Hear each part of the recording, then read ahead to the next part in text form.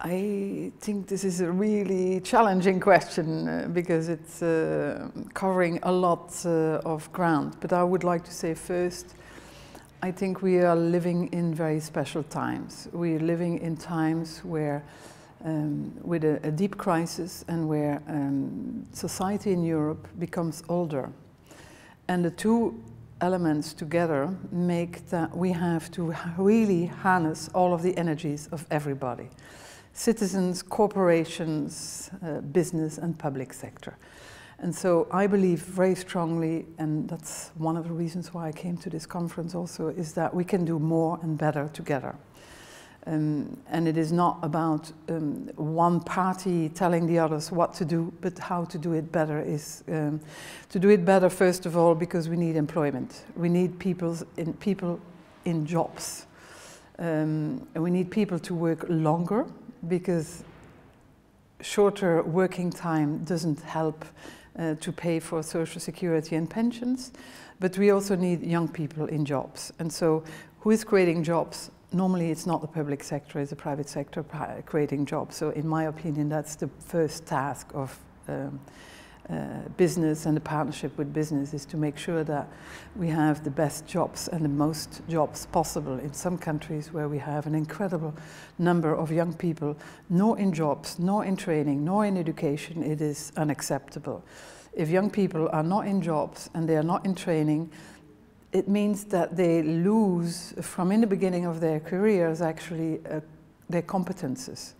And that's not good for them. It's also not good for the economy nor for the society. So for me, that's the main focus. Second, the entrepreneurship is also important, because I think in Europe we can do better, and their public sector can do better in making sure that entrepreneurship gets blossoms up. More young people become entrepreneurs and are supported to do so, because there are risks. Entrepreneurship is always about risk-taking, but risk-taking can have a lot of benefits if harnessed and supported in the right way. So again, there's a partnership, public and private and public and business, that is needed there. And not only at country level, but also at European level, because more and more we see that if there are no jobs or no entrepreneur supported in one country, maybe they can move to another country. And that is the mobility that we like to see increasingly becoming more flexible, also a bit, I mean, like in the US, people are moving faster in the direction of where the jobs are. In Europe, people are more linked to where they come from for all kinds of reasons, family reasons, community reasons, but also language reasons, of course.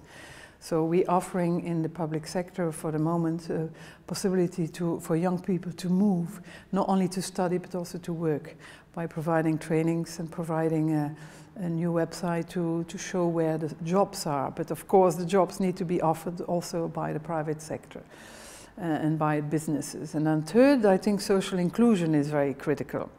Social inclusion in a very wide remit is very critical for in partnership again, and business can do better in including a more diversified workforce. More diversified, first of all, women. I think there's still less women working for all kinds of good reasons and bad reasons. Although we have more women with high level education and skills, we still have less women working.